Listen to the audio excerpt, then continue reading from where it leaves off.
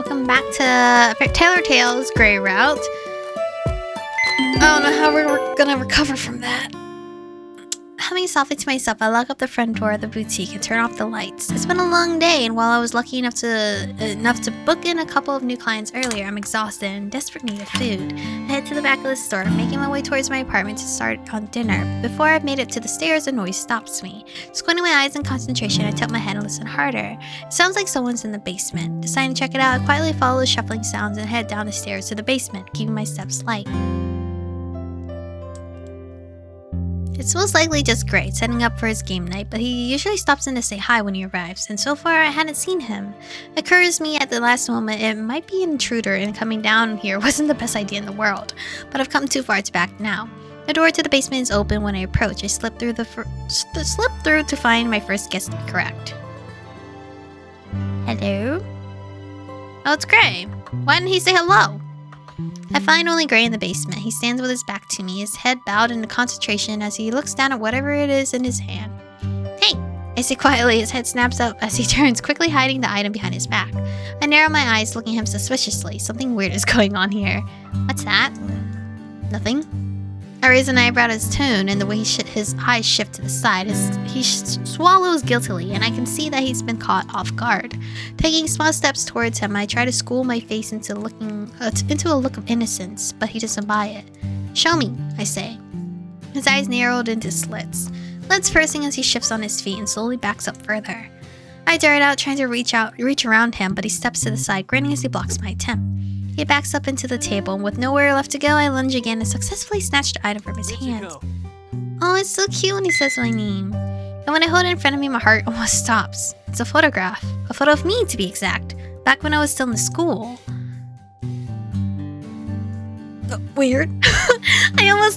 I look almost unrecognizable on it, having experimented with different hair dye back in the day, but the biggest difference was in my face. I looked so young in the picture, and if I didn't know who the girl was, I would even say innocent. Surely someone who didn't know would never have guessed that she was the leader of her own gang. Where did you get this? I ask, giving him a hard look, wondering if he recognizes young me. He holds his hands up in front of him defensively, before nodding towards a small box on the table behind him. That came in today. Gray. Gray explains. He moves aside when I step up to inspect it, glancing at the shipping label and seeing my name in big, bold letters. I suck in a breath, but before I can lose my head completely, Gray cuts in quickly. Before you flip out, it was an accident. My focus snaps back to him and my skin grows warm. You accidentally went through my stuff. Yes. No. He laughs nervously, running a hand through his hair. I didn't know it was yours. My name is on the label. That's illegal. He rose at the back of his neck, biting down his bottom lip guiltily. I didn't exactly read it. I was waiting on delivery, and I just assumed that this was it. I brushed past him and snatched the open package from the table, all while giving him a withering glare. Like I said, it was an accident. Trust me, I wouldn't have opened it if I had known. What is it, a care package? I have let out a as I glance inside the box, finding a whatever, of old things my parents had obviously cleaned out from my childhood room. My favorite soft toy, some notebooks filled with scribbles, some random trinkets. And then my heart lurches into my chest when I see what's sticking on the top of the pile. More photos, including one of Sarah, Nikki, and I went with the entire gang. I whip my head towards Gray. I was gonna say Gary. Gray, gauging his reaction. Has he seen the picture? Does he recognize them as the rival gang that beat up his friend all those years ago? Gray simply shoves his hands in his pockets, giving me an inquisitive look. It doesn't seem like he saw. Releasing a breath of relief, I close the top of the box and hug it to myself protectively. So, he says slowly, do you have a twin sister? Give him a confused look, shaking my head. No, I'm an only child. But you went to Kleiner Academy. Gray circles me and I tense, trying to play the question off as being no big deal. Crap, I guess he did see something in there, and I know I went in there to know I went to the school there. Yeah, I confess. Oh god, is he approaching me closer? He makes a small sound, coming up, standing directly behind me, his breath tickling my hair. They had some pretty tough gang leaders during the time you would have been there. Were you close to any of them? Yes. Very close. So close I see her in the mirror every day. I freeze like a deer in headlights. It's a loaded question. The wrong answer could get me in trouble.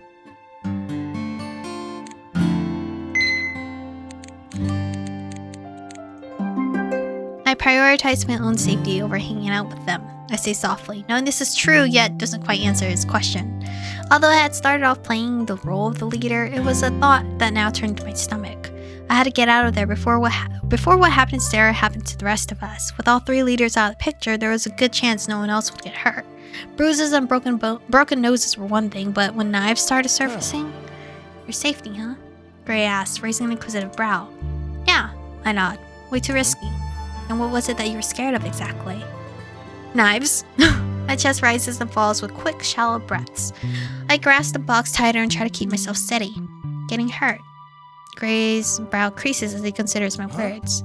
In general, or did something particular freak you out? He questions. What do you want to know? Why do you want to know? I ask, shifting uncomfortably. I'm curious, that's all, he says as he backs off. I saw the gangs around quite a lot back in the day. Well, the less I had to interact with them, the better, I declare with finality, and then attempt to sway the subject. But I heard that you DeCapo students had a lot of fights with them back then. He stops and gives me a strange look, and then he clears his throat, his jaw going tense. I never told you I went to DeCapo High. My breath sticks in my throat as I hold his gaze, shrugging my shoulders and flicking my hair to appear innocent.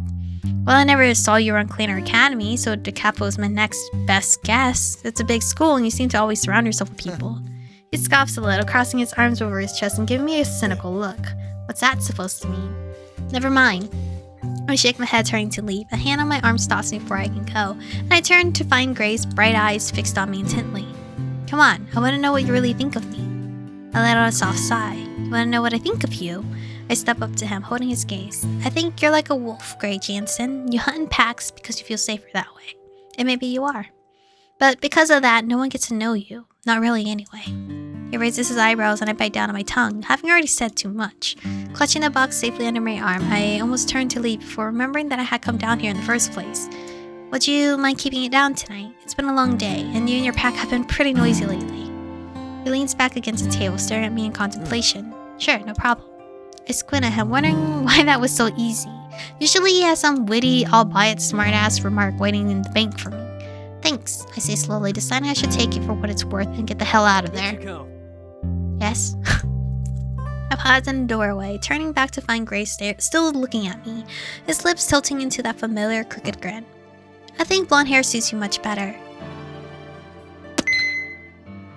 My stomach lurches, and for a moment I feel like I'm going to be sick. I don't say another word. Instead, I dash away from my face. But before my face can betray my emotions and give everything away, the box needs to be put somewhere safe, away from prying eyes. That was a close call. After dinner, I shower and slip into bed, desperately in need of an early night.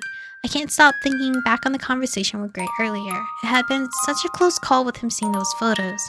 At least now no one will be unknowingly going through them now that the box is safe with me. So there's always a possibility he could bring it up later, and all hell would break loose. The new life I've been trying so hard to keep could come crashing down on me. With a sigh, I pull my covers up higher, curl up on my side, trying to relax and get some much-needed sleep. I've almost drifted off completely when a series of muffled shouts startled me, followed by the sound of booming music. Picking my phone up off the nightstand and glanced at the time. 11 o'clock. With an exasperated huff of air, I reached for my phone to type a message to Gray. Can you please keep it down? I'm trying to sleep and have work tomorrow. I groan and plant my face against the pillow, waiting for Gray to check his phone and turn the volume down. Hadn't we already gone over this earlier? The sound of music and voices continue to drift up through the thin floors of the apartment, and I grit my teeth in annoyance, trying to ignore it. First he goes through my mail. Now I think he and his friend can blast their music and keep me awake all night. The nerve of this guy. Grabbing my pillow, I shove it over my head to block out the noise, but to no avail. Wait a sec, then the music just get louder. That's it, I've had enough. With a little growl, I rip back the covers and storm out of my apartment, heading downstairs to the basement. Did it get louder? My ear grows the closer I get towards the noise, realizing exactly how loud it is. It'd be a miracle if none of the neighbors show up to complain. Raising a fist to the wooden door, I knock loudly, though I'd be surprised if anyone could hear me over the racket. I knock again, louder this time, but still nothing. With an exasperated sigh, I push open the door. The whole place stinks of smoke, and I scan the room looking for the cause of all the trouble. And then my eyes land on another familiar face, and my stomach tightens uncomfortably as he comes towards me. It's the creep who came into the boutique the first day Sarah and I were setting everything up. What's this? He asked with a smile, leaning down at me. I suddenly feel uncomfortable wearing only pajamas. How about you come in and stay for a while? Leave her alone, Novak. It is! Ivan Novak! He grew his hair out. Wasn't he like buzz cut? A familiar voice drifts over and Grace steps forward, nudging the man aside. Wait, what did he just say? Gray's eyes land on me, his face twisted in annoyance. I try to keep myself calm, but the realization of exactly who is standing at his side has shaken me to the core. Ivan Novak, the hammer. That's why he seems so familiar. He's the bastard that cut Sarah 10 years ago. I feel my blood run cold at the sight of him in my own building. What are you doing here? I asked if you could keep the noise down and gather my wits and say bluntly. Gray's eyes drifted downward, skimming over my attire. In doing so, I currently find myself standing in front of an entire pack of guys in a cropped camisole and lace pajama shorts. Let's talk outside, Gray says hurriedly as he ushers me through the door, ignoring the wolf whistle that pierces the air behind us. Girl, you can't be walking out like that. He closes the door and I back away from it. Putting some distance between us, he raises an eyebrow. Was that Ivan Novak? I question him. You know him? I bite down on my lip, wondering how to phrase this. I just know he was a bad guy, I tell him. Well, don't worry, we can keep him in check. But I'm sure that's not why you came down just now, dressed in... He glances over at my attire. That. He says with a slight smug smile. What's wrong?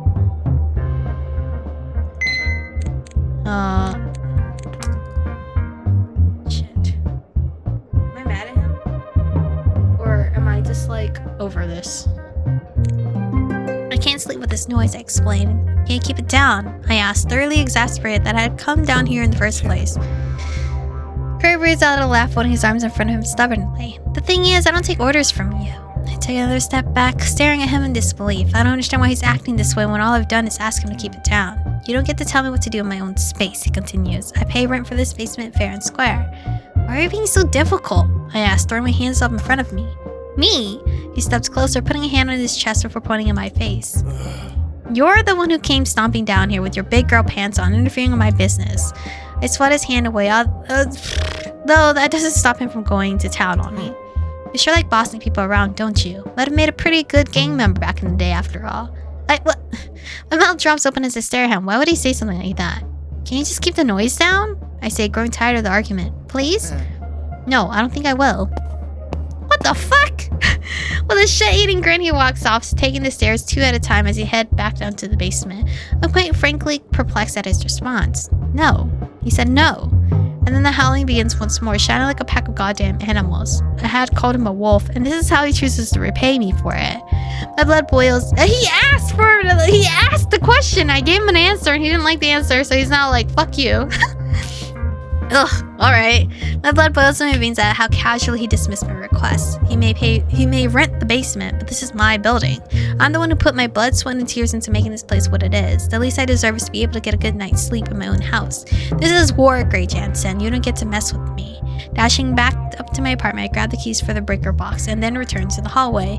Use my phone as a light, unlock the cover, and pull it open, scanning the line of switches for the one with a small label next to it reading basement. With no hesitation, I pull the switch down.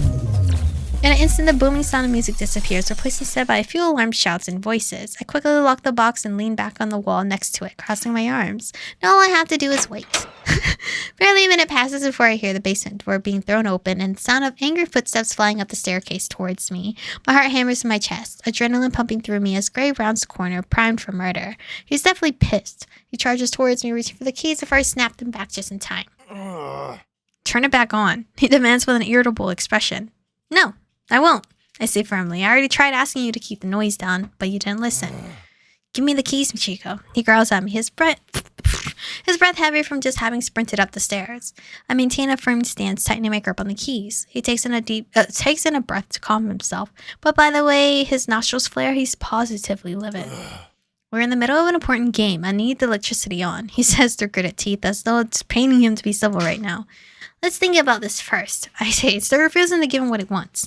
What are you gonna do for me? What do you want? He asks, sighs hard. To keep the noise down, bitch. I take a deep breath. First, I want an apology for you being a dick just now, and when I asked you to keep it down, I started to list. Gray's mouth pulls into a thin line. He then sighs. Fine. It was a dick move. I apologize. Can you turn it back on, please? Tell you what. I'll turn the power back on. However, if I hear one single howl out of any of you, it won't be back on again until morning, I threaten. His jaw tenses with no further cards to play. He has no choice but to give in and finally keep the noise down. All right, he bites out. Then he storms his way back down the stairs. I open the box again and flick the switch back up, seeing the glow of light spilling from beneath the basement floor. Door, not floor. Hopefully he learned his lesson from that.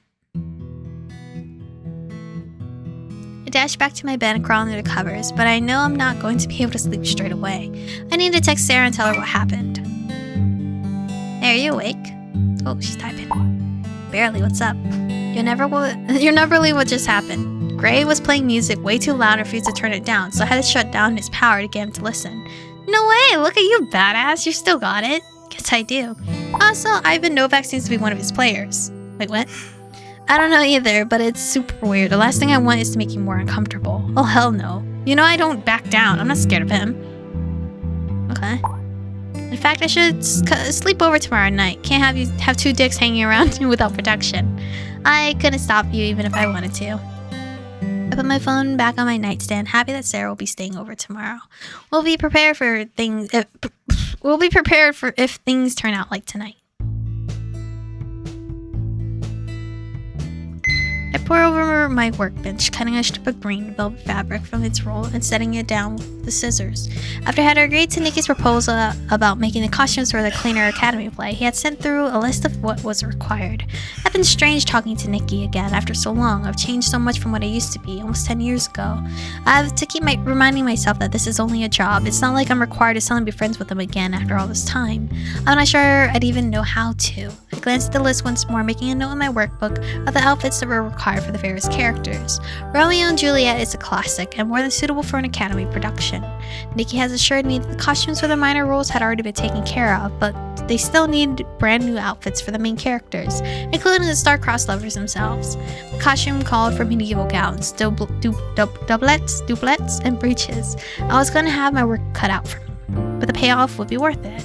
Being able to show off my design skills in the play is a sure way to gain interest in my work, and if all goes as planned, the bookings will follow from there. Snagging the mommy crowd is nothing short of striking a gold mine.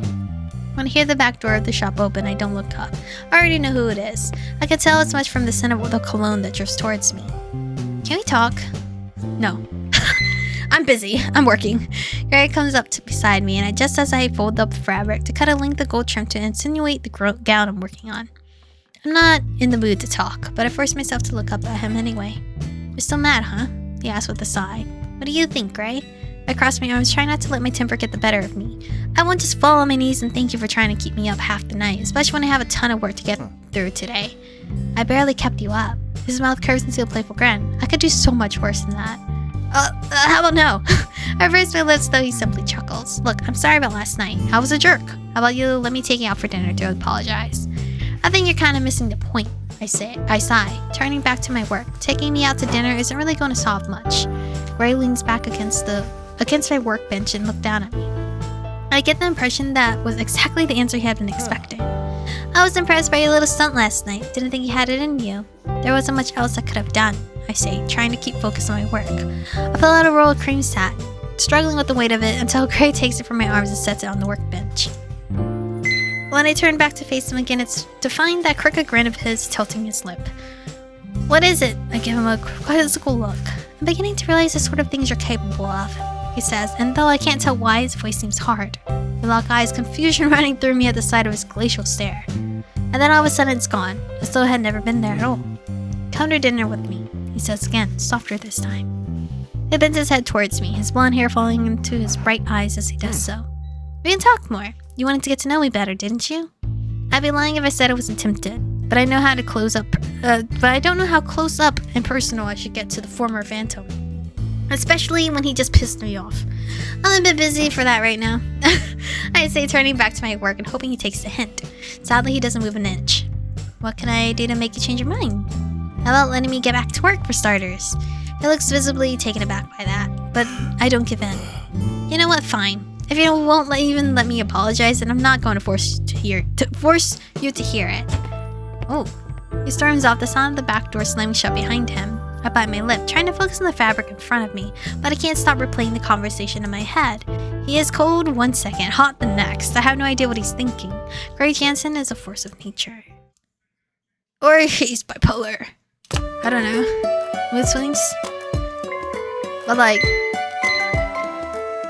Oh, it's busy, Gray. Busy working woman, daytime. Nighttime trying to sleep woman, but clearly his schedule is all over the place. Does he even work? Or is the basement his job? He's nightlife, he's night owl and I'm like morning bird. I don't know what you guys call morning people. But anyway, thank you guys for watching today's episode.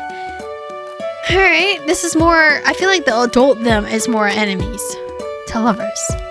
Waiting for the lovers part. But thank you guys for watching today's episode. Stay beautiful, and I'll see you guys in the next one.